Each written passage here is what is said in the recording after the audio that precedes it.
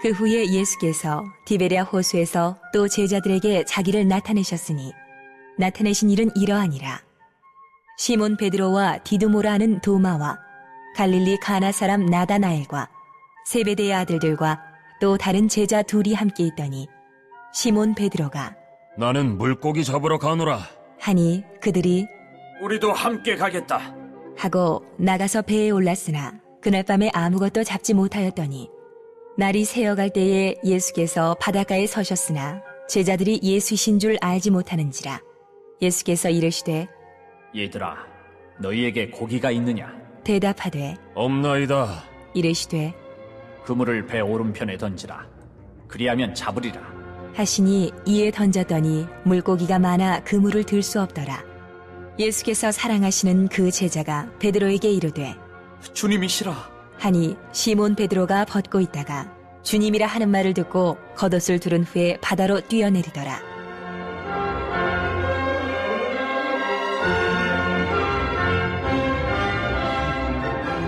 다른 제자들은 육지에서 거리가 불과 한 50칸쯤 되므로 작은 배를 타고 물고기 든 그물을 끌고 와서 육지에 올라보니 숯불이 있는데 그 위에 생선이 놓였고 떡도 있더라. 예수께서 이르시되 지금 잡은 생선을 좀 가져오라. 하시니 시몬 베드로가 올라가서 그물을 육지에 끌어올리니 가득히 찬 큰 물고기가 153마리라. 이같이 많으나 그물이 찢어지지 아니하였더라. 예수께서 이르시되 와서 조반을 먹으라. 하시니 제자들이 주님이신 줄 아는 고로 당신이 누구냐 감히 묻는 자가 없더라. 예수께서 가셔서 떡을 가져다가 그들에게 주시고 생선도 그와 같이 하시니라. 이것은 예수께서 죽은 자 가운데서 살아나신 후에 세 번째로 제자들에게 나타나신 것이라.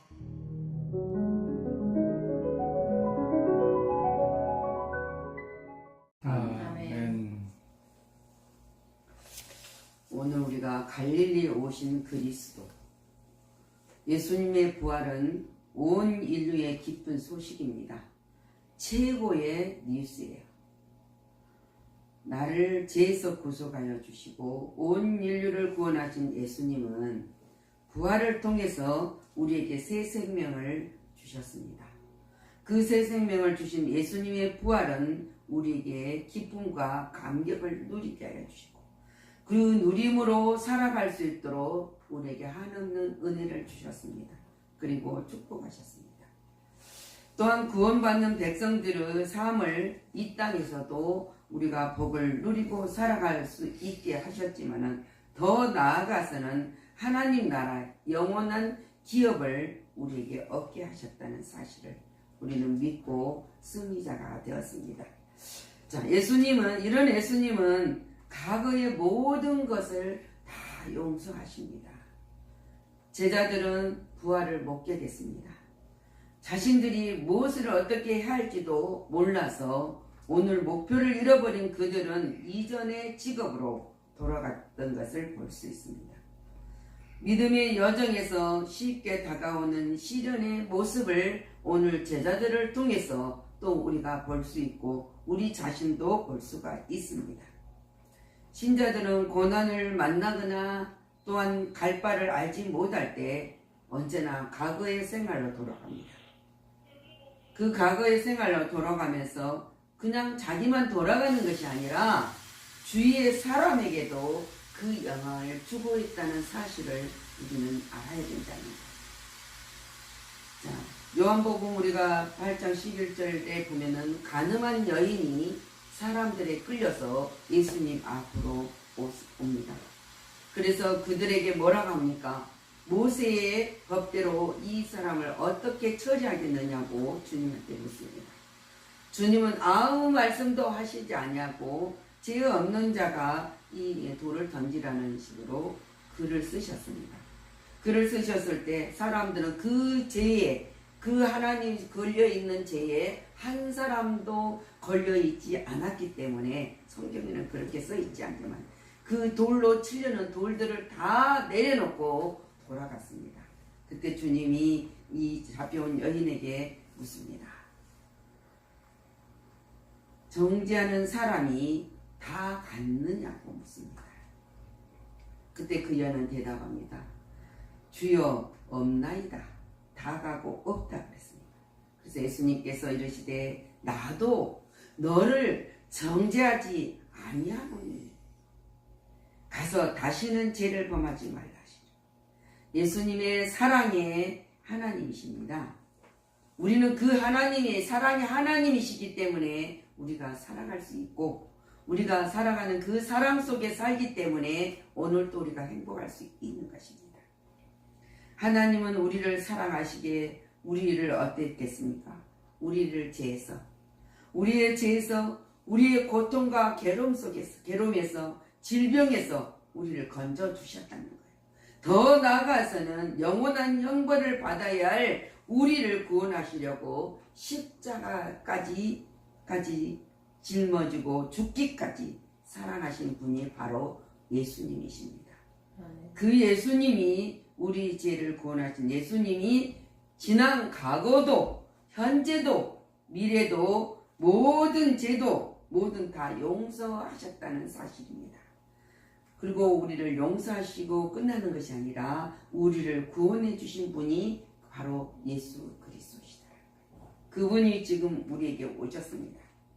우리는 그리스도 안에서 그의 은혜와 풍성함을 따라 그의 피로 말미암아 속량 고 제삼을 받았다고 에베소 1장 7절에 증언을 하고 있습니다. 그걸 우리는 믿습니다. 그리고 그대로 실행하는 가운데. 그래서 우리가 로마서 8장 1절에 이제 그리스도 예수 안에 있는 자에게는 결코 정죄함이 없느니라 그랬어요. 이 정죄함이 없느니라 하신 하나님의 선언 속에서 우리에게는 하는 일에 언제나 넘치는 복을 주셨다 그랬어요. 오늘 주님 우리가 1절 말씀에 그 후에 예수께서 디베라 호수에 또 제자들에게 자기를 나타내셨으니 그랬어요. 나타내시는 이러하니라 하면서 이제 예수님 말씀하고 있습니다. 우리는 자기의 경험과 노력의 수고가 수포로 돌아가는 밤이었습니다. 이 제자들에게. 근데 밤새도록 수고를 했지만은 한 마리 고기도 잡지 못하는 그 헛달감으로 왔습니다. 하나님은 그들이 과거를 돌아가는 것도 허락하십니다. 왜? 그 헛달감 속에서 하나님이 능력을 체험해요. 과거에 그들이 예수님 없이 살았을 때 경험했던 실패도 허락하신다는 거예요. 이건 그 속에서 하나님을 만나야 되니까. 하나님 허락하지 않으면은 우리는 할 수 없어요. 그럼 마음은 믿어요. 마음은 믿지만은 몸은 과거에 매든 갈등이 뭡니까? 밤이 지나자. 그 갈등 가진 밤이 지나야 우리는 새날을 맛볼 수 있고 새날의 기쁨을 누릴 수 있다는 거예요. 그 밤 속에서 누가 찾아왔어? 밤이 지난 다음에 예수께서 그들에게 찾아오셨습니다. 과거 그들이 체험했던 기적 뭡니까? 베드로에게 깊은 데로 가서 그물을 던져라. 그랬을 때 얼마나 많은 물고기가 잡았습니까? 베드로의 계획과 생각과 경험과 체험은 아니지만 주님의 말씀에 의지하였더니 그 놀라운 역사가 일어났던 체험의 기적을 베풀었던 그 주님을 이들은 잃어버렸다는 거예요. 우리들에게도 마찬가지입니다. 그런데 그런 그 제자들에게 예수님께서 부활하신 후에 나타나셔서 복을 내려주셨습니다. 세 번째라고 했어요. 세 번째. 내려주셨다. 이르시되 그물을 배 오른편에 던져라. 그리하면 잡으리라 하시니 이에 던졌더니 물고기가 많아 그물을 들 수 없었더라 그랬어요. 밤새도록 실패했어요. 밤새도록 실패만 거듭했던 베드로에게 고기 잡는 법을 가르쳐 주시고 많은 수확을 얻게 하셨을 뿐만 아니라 피곤에 지쳐있는 그들을 위해서 예수님이 먹을 것까지 준비를 하시지 않습니까? 12절 와서 조반을 먹으라 하시니 제자들이 주님이실 줄 아는 거로 당신이 누구냐 감히 묻는 자가 없더라 그랬어요. 먹을 것을 준비하여 배불리 먹게 하셨다는 거예요. 예수님은 언제나 우리에게 찾아오십니다. 그리고 찾아오시는 목적이 뭡니까? 더 많은 것, 더 좋은 것을 우리에게 풍성하게 넘치도록 채워주시기 위해서 오신다는 거예요. 근데 우리는 그것을 주시기 오시는 그 주님을 예면하기 때문에 우리는 아무것도 받을 수가 없는 거예요. 항상 주님은 우리에게 마음의 문과 우리 생각 속에 문을 두드리고 계신다는 사실. 그때 우리는 문을 두드리고 계실 때 그 음성을 들었을 때 그로 더불어 먹고 우리는 살아갈 수 있다 그랬어요. 근데 뭡니까? 빌립보서 4장 19절에 이렇게 신앙을 고백합니다. 나의 하나님이 그리스도 예수 안에서 영광 가운데 그 풍성한 대로 너희 모든 쓸 것을 채우시리라 그랬어요. 이 말씀을 그냥 귀로만 듣고 눈으로 보라고 주는 것이 아니라 우리 삶 속에 그리스도 예수 안에 있는 자에게 예수님의 그 영광 가운데서 하나님이 풍성하게 우리에게 채워주신다는 약속입니다. 그 약속을 받고 그냥 누리라는 것이 아니라 받는 너희들에게 채워주는 약속 속에서 살아가는 너희들에게 하나님은 오늘 제자들에게 사명을 주시는 것처럼 사명을 주셨습니다. 인간을 사랑하시는 하나님의 계시의 은총 안에서 하나님과 자신을 바로 볼 때 올바른 헌신을 들을 수 있다는 거예요. 우리는 바로 볼 때입니다. 하나님을 보고 또 나 자신을 바로 보았을 때에 하나님 올바른 헌신을 드릴 수 있는 것은 예수님께서 베드로가 예수님을 몇 번 부인했습니까? 3번이나 부인하고 과거의 지금으로 돌아가 있는 베드로에게 찾아오시지 않습니까? 우리도 마찬가지입니다. 예수 믿는다고 열심히 우리가 순종하고 헌신한다 하지만은 자루나 우루나 치울 때가 얼마나 많습니까? 뒤돌아서서 돌아갈 때가 얼마나 많습니까? 그런데도 한 번도 하나님은 우리를 저버리지 않았다는 사실입니다. 그래서 베드로에게 찾아오면서 조반을 먹이고 양 먹인 후에 예수께서 시몬 베드로에게 묻습니다. 요한의 아들 시몬아, 내가 이 사람들보다 나를 더 사랑하느냐?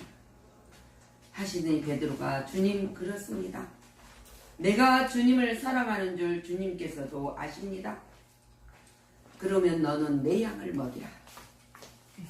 죄인을 사랑하신 하나님의 사랑을 베드로로 하여금 기억하게 했다는 거예요. 우리에게도 마찬가지. 말씀을 줄 때는 하나님이 그냥 주는 게 아니라 힘을 주는 거예요. 그리고 내가 너를 사랑한다. 너도 나를 사랑하냐? 그거를 잊지 말라는 거죠. 기억하라는 거죠. 그래서 기억하게 하십니다. 하나님의 사랑을 기억하는 베드로는 자신의 모습을 살펴봅니다. 또 두 번째 묻지 않습니까? 요한의 아들 시몬아, 내가 너를 사랑하느냐? 네가 나를 사랑하느냐? 주님 그렇습니다. 내가 주님을 사랑하는 줄 주님께도 아시지 않습니까? 그러면 내 양을 치라. 예수님의 사랑과 베드로의 사랑은 달랐다는 거예요. 그러나 우리는 예수님의 사랑하는 목적을 우리가 잊어서는 안 된다. 세 번째로 또 주님이 베드로에게 묻습니다. 요한의 아들 시몬아, 네가 나를 사랑하느냐 하시니 주께서 세 번째 내가 나를 사랑하느냐 하심으로 베드로가 근심하여 이르되 주님 모든 것을 아시오매. 내가 주님을 사랑하는 줄을 주님께서 아시나이다. 예수께서 이르시되 내 양을 먹이라 그랬습니다. 주님께서는 신앙을 다시 회복하게 하시고 사명을 주셨습니다. 우리에게도 마찬가지입니다. 우리가 주저앉은 그때 희망을 주시고 새 힘을 주시고 소망을 주시고 다시 한번 하나님의 사랑을 확증시키고 일을 할 수 있도록 사명을 주신다. 이것은 뭐입니까? 우리를 알아요. 하나님은 넘어질 줄도 알고 좌로나 우로나 치우칠 줄도 알아요. 그리고 우리가 말로는 주님을 사랑합니다. 내가 믿음을 지키겠습니다. 표대를 향하여 다름질합니다는 바울사도의 고백처럼 우리는 절대로 넘어지지 않아요. 그런데 바울사도가 그러지 않습니까? 내가 오라 공고한 자다. 내가 날마다 나를 죽노라. 내가 죽노라. 왜? 사람은 살아가다 보면 하나님이 주신 모든 능력을 행하다가 하나님의 사랑을 잃어버릴 때가 많다는 것입니다. 그 사랑을 잃어버리지 않게 해서 나는 죽고 하나님은 살고 그 상에서 살아갈 때 기쁨이 있다는 거예요. 근데 하나님은 베드로를 보면서 베드로가 어떤 죽음으로 하나님께 영광을 돌릴 것을 가리키는 것입니다 하고 성경이 증거를 해요. 이 말씀을 하시고 베드로에게 이르시되 이제 나를 따르가시니 내가 하나님의 영광을 위하여 순교할 텐데. 알아요. 넘어질 것도 알고 또 고백하는 것도 알고, 그러나 마지막 때 믿음은 하나님의 영광을 위해서 베드로가 순교할 것을 알았다는 것 성경에 증언을 하지 않습니까? 이는 주님을 기뻐했고 베드로가 또한 주님의 귀한 것을 알았습니다. 그러기에 주님도 베드로를 기뻐하신 의미에서 오늘 이 말씀을 하시는 거예요. 하나님은 우리를 통해서 기뻐하셔요. 우리도 주님을 위해서 기뻐해야 되고 주님만을 바라볼 수 있는 신앙으로 살았을 때 모든 것을 얻을 수 있다는 사실입니다. 자, 사랑을 받을 자격이 없는 우리는 죄인이었어요. 그 죄인을 사랑하신 하나님의 사랑을 깨달은 자가 진정 하나님을 사랑하게 될 수 있고 하나님 사랑하는 그 하나님을 앞에 헌신할 수 있는 사명을 감당할 수 있다는 거예요. 자, 오늘 부활하신 예수님께서는 목 잡는 양을 베드로에게 임을 하시는 말씀입니다. 저들을 양육할 것을 명령하실 뿐만 아니라, 그런데 우리가 그냥 합니까? 이 사도행전 8절에 이렇게 말씀합니다. 오직 성령이 너희에게 임하시면 너희가 권능을 받고 예루살렘과 온 유대와 사마리아 땅까지 이르러 내 증인이 되리라. 성령이 임하시면 우리에게 능력을 부어주시고 권능을 받는 다음에 일을 할 것을 알려주고 있습니다. 근데 22절 말씀 뭐라 합니까? 항상 우리와 함께 다니는 사람 중에 하늘을 세워 우리와 더불어 예수께서 부활하심을 증언할 사람이 되게 하였거늘. 그랬어요. 하나님을 찬미하며 온 백성의 칭송을 받으니 주께서 구원받는 사람이 날마다 더하게 하시더라. 왜? 베드로가 성령을 받으니까, 권능을 받으니까 그 힘이 생기잖아요. 왜? 믿음으로 전하니까, 믿음으로 강하게 예수를 증거하니까 많은 사람이 날마다 구원받는 자가 늘어나더라. 그랬어요. 우리에게 주신 사명을 감당하라고 부활하신 주님이 우리에게 부탁하고 있습니다. 부탁을 우리는 받았습니다. 그 받은 부탁을 실천하는 자가 돼야 된다. 예수님은 사망 권세를 이기시고 부활하셨습니다. 우리의 모든 죄를 사하여 주시고 우리를 자녀를 삼으셨습니다. 그리고 이제는 하나님의 아들로 넘치는 복을 받게 하여 주셨다는 사실입니다. 근데 받은 은혜, 사랑, 이 축복을 우리는 증거하라는 사명을 주셨다는 사실입니다. 그 사명을 받았으니까 우리는 실천을 해야 되는 것이에요. 자, 갈릴리에 오신 주님, 바로 우리의 삶 속에 오신 주님이 찾아오셨습니다. 날마다예요. 날마다, 시간마다, 분초마다 임마누엘로 하나님은 함께 오고 계십니다. 여러분은 이 복을 받았습니다. 아멘. 이제 이 받은 사명으로 하나님께서 기뻐하시는 삶을 누리시기를 그리스도 예수 이름으로 축복합니다. 아멘. 기도하겠습니다.